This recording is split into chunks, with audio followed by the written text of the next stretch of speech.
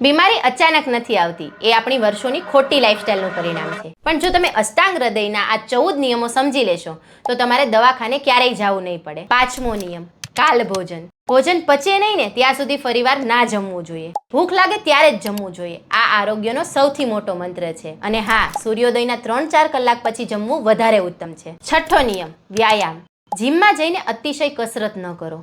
અષ્ટાંગ હૃદય મુજબ તમારી અડધી શક્તિ જેટલી જ કસરત કરવી. જ્યારે કપાળે પરસેવો આવે એટલે સમજી લ્યો હવે કસરત રોકવાનો સમય છે. 7મો નિયમ, અભ્યંગ.